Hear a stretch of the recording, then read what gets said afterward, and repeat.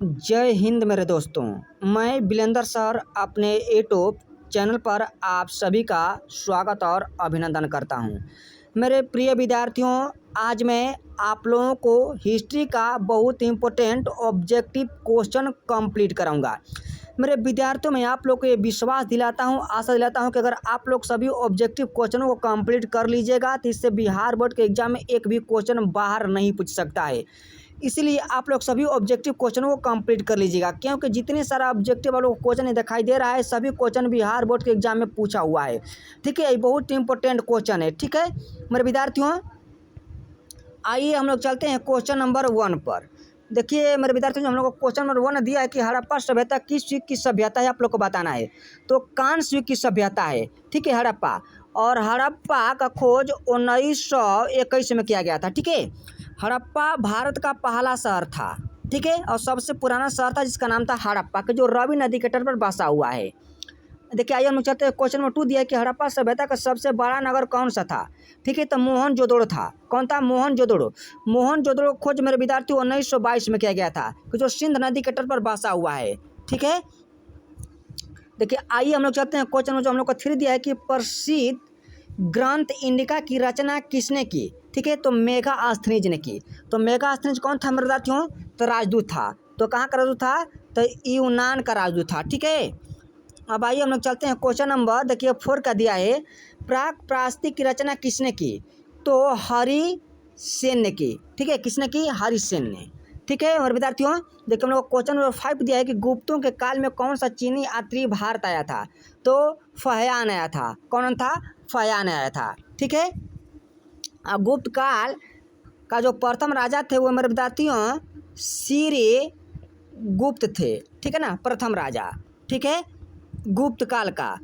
आइए हम लोग चलते हैं क्वेश्चन नंबर देखिए हम लोग का 6 क्या दिया है, भारतीय इतिहास का कौन सा काल स्वर्ण काल के नाम से जाना जाता है। तो गुप्त काल को हम स्वर्ण काल के युग से जानते हैं। ठीक है, जो दिया है हम लोग का 6 क्वेश्चन मेरे विद्यार्थियों के, भारतीय इतिहास का कौन सा काल स्वर्ण काल के नाम से जाना जाता है। तो गुप्त काल को। ठीक है, देखिए आइए हम लोग चलते हैं क्वेश्चन नंबर 7 के दिया है कि महाभारत की रचना किस भाषा में की गई थी। तो महाभारत की रचना संस्कृत भाषा में की गई थी। ठीक है, तो भारत को किसने लिखा मेरे विद्यार्थियों? तो वेद व्यास ने लिखा था। ठीक है, कि जो भारत का विश्व का सबसे बड़ा ग्रंथ है। देखिए हम लोग का 8 क्वेश्चन दिया है कि महात्मा बुद्ध को ज्ञान की प्राप्ति कहाँ हुई थी। तो बोध गया हुई थी। ठीक है, कहाँ हुई थी? बोध गया। पीपल के ब्रिज था। ठीक है ना, देखिए लुम्बिनी नदी के पास हुई थी। ठीक है, देखिए हम लोग को क्वेश्चन नंबर जो दिया है 9 कि श्वेतांबर और दिगंबर का संबंध किस धर्म से है। तो जैन धर्म से है। ठीक, किसे है? जैन धर्म से। ठीक है मेरे विद्यार्थियों, देखिए क्वेश्चन हम लोग का दिया है 10, अशोक किस वंश का शासक था। तो मौर्य वंश का शासक था। ठीक है, जो तीसरा शासक था। कौन शासक था? तीसरा शासक। ठीक है ना, और जो प्रथम जो शासक थे मौर्य वंश को, वो कौन थे मेरे विद्यार्थियों? तो चंद्रगुप्त मौर्य थे। ठीक है, कि जो पटना के राजा थे। देखिए जो हम लोग का 11 क्वेश्चन दिया है मेरे विद्यार्थियों कि अकबरनामा की रचना किसने की। ठीक है, तो अब्दुल फजल ने किया। ठीक है, देखिए हम लोग का क्वेश्चन 12 दिया है कि पानीपत का प्रथम युद्ध कब हुआ था। तो 1526 में हुआ था। तो इब्राहिम लोदी और बाबर के बीच में हुआ था। ठीक है, कि उस समय बाबर 1526 में भारत आया था।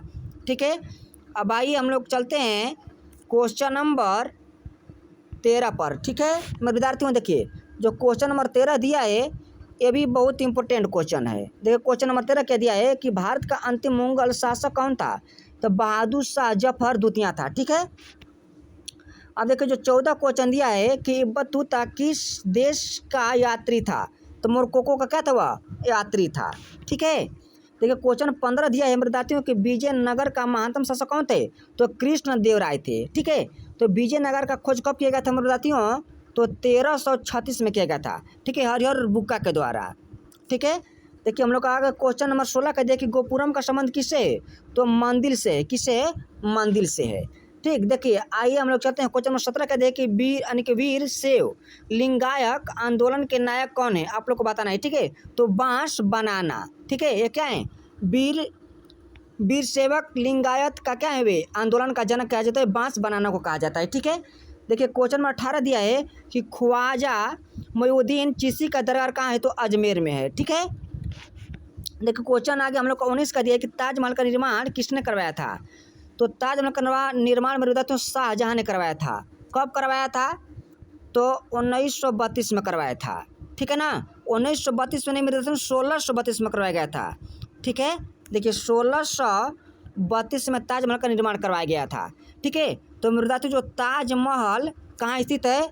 आगरा में, ठीक है। कहाँ स्थित है? आगरा में, यमुना नदी के तट पर। कौन नदी? यमुना नदी के तट पर क्या है? ताजमहल स्थित है, ठीक है। ताजमहल को मेरे विद्यार्थियों, ठीक है, 2007 में विश्व का 7वां अजूबा माना गया था, ठीक है। देखिए अब आइए हम लोग चलते हैं क्वेश्चन नंबर 20 के देखिए, दिल्ली से दौलताबाद किस शासक ने अपनी राजधानी बनाई थी, ठीक है। आप लोग को बताना है। तो ठीक है, तो मोहम्मद तुगलक ने बनाया था। कौन बनाया था? मोहम्मद तुगलक के द्वारा बनाया गया था, ठीक है। देखिए क्वेश्चन 21 देखिए, गांधी जी ने असहयोग आंदोलन की शुरुआत किस वर्ष की थी? तो 1920 में की थी, ठीक है। देखिए हम लोग का क्वेश्चन आ गया 22 की भारतीय राष्ट्रीय कांग्रेस की स्थापना कब हुई थी? तो 1885 में हुई थी, ठीक है।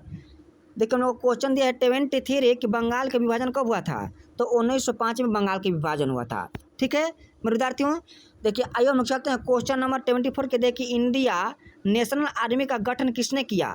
तो सुभाष चंद्र बोस जी ने किए। कहाँ से किए थे मेरे विद्यार्थियों? तो सिंगापुर से किए थे, ठीक है। देखिए हम लोग का क्वेश्चन है 25 कि भारत किस वर्ष गणतंत्र हुआ था? आप लोग को बताने कि भारत किस वर्ष गणतंत्र हुआ था मेरे विद्यार्थियों? तो भारत 1950 में क्या हुआ था? गणतंत्र हुआ था, ठीक है। मेरे विद्यार्थियों मैं आशा करता हूं कि आप लोग को सभी ऑब्जेक्टिव क्वेश्चन समझ में आ गया होगा। अगर आप लोग को सभी ऑब्जेक्टिव क्वेश्चन समझ में आ गया होगा तो कृपया आप लोग मेरे यूट्यूब चैनल को सब्सक्राइब कीजिए, लाइक कीजिए और ज़्यादा से ज़्यादा शेयर कीजिए। धन्यवाद।